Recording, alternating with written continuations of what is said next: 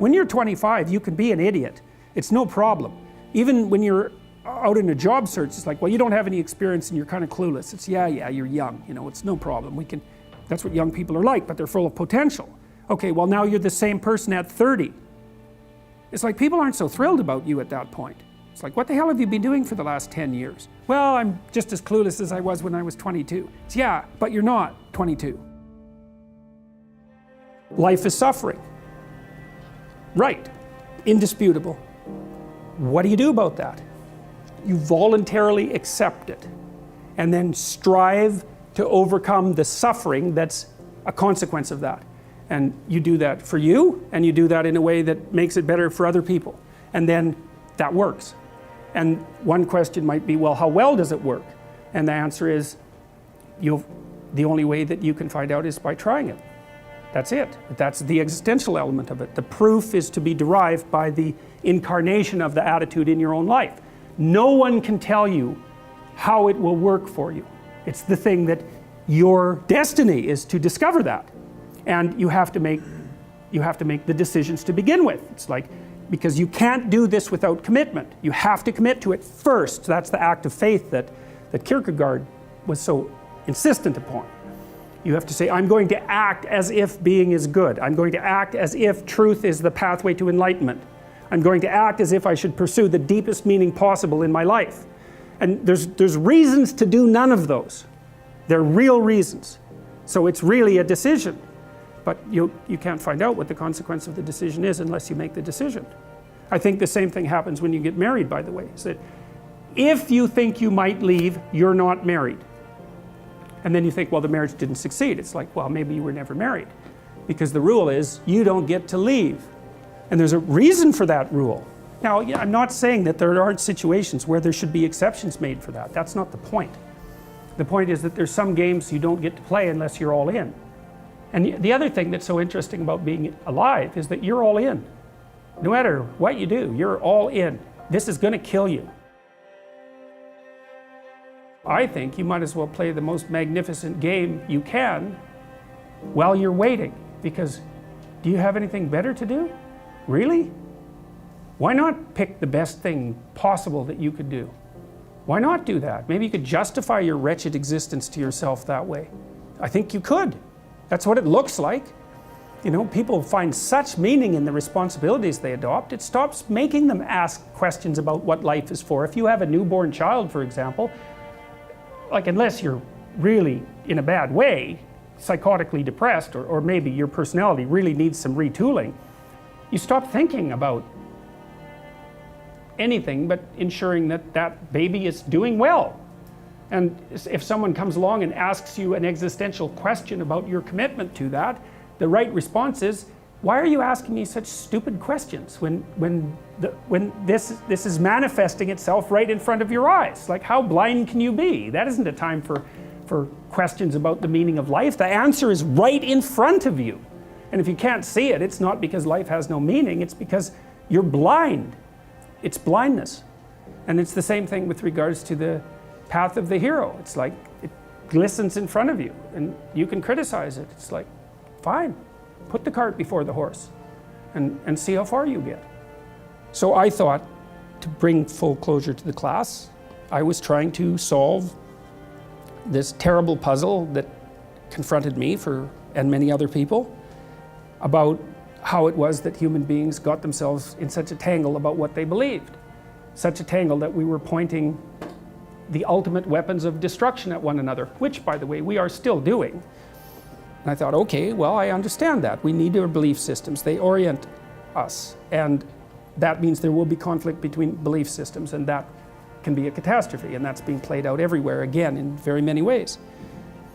What's the solution to that? Well, one possibility is there's no solution. It's just mayhem all the way around. Could be the case.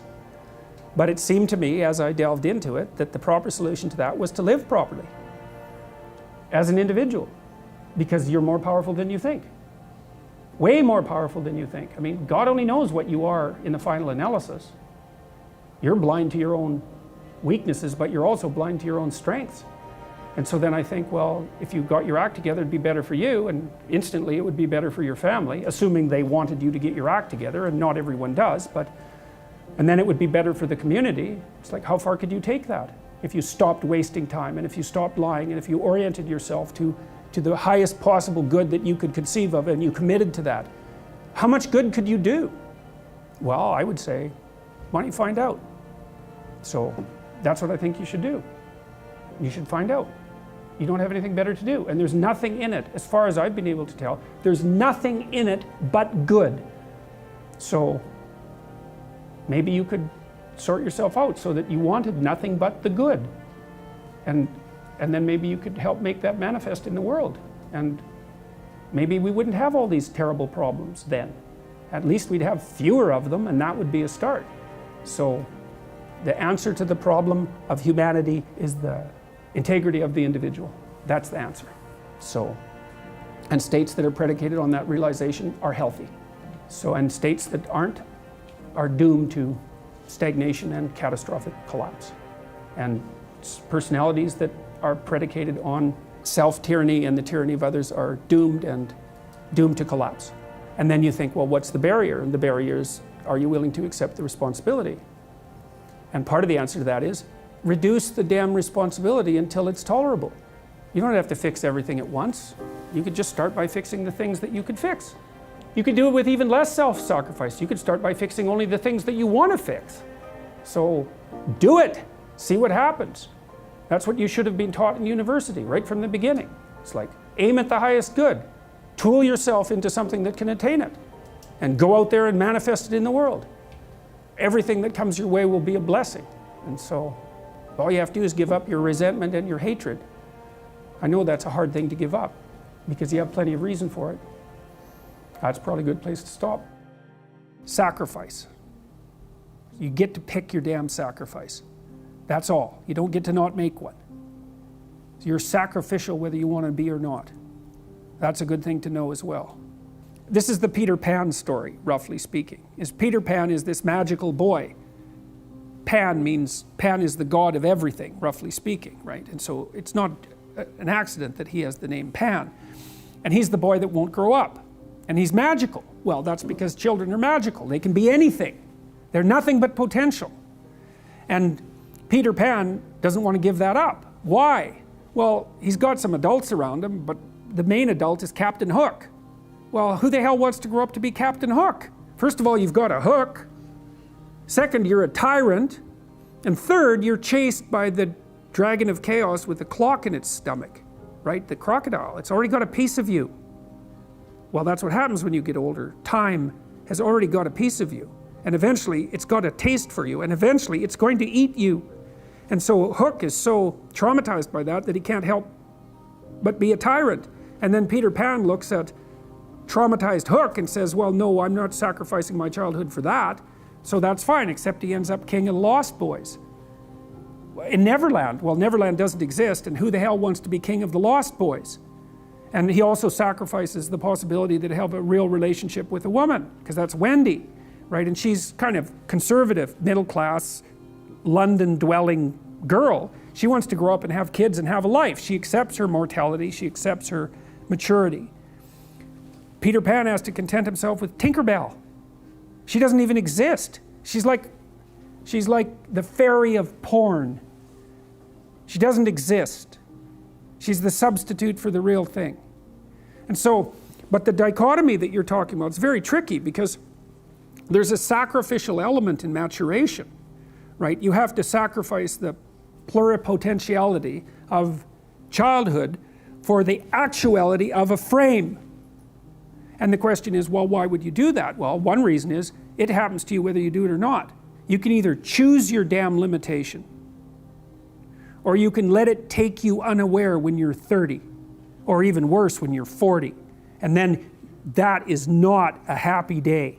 And I see people like this, and I think it's more and more common in our culture because people can put off maturity without suffering an immediate penalty.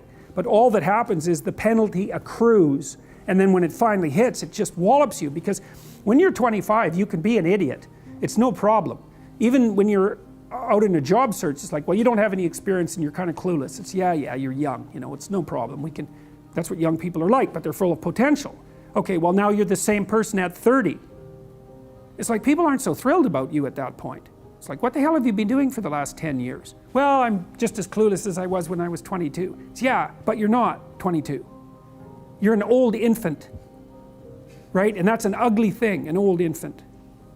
So, part of the reason you choose your damn sacrifice, because the sacrifice is inevitable, but at least you get to choose it. And then there's something that's even more complex than that in some sense, is that the problem with being a child is that all you are is potential, and it's really low resolution. You could be anything, but you're not anything. So then you go and you adopt an apprenticeship, roughly speaking, and then at least you become something. And when you're something, that makes the world open up to you again.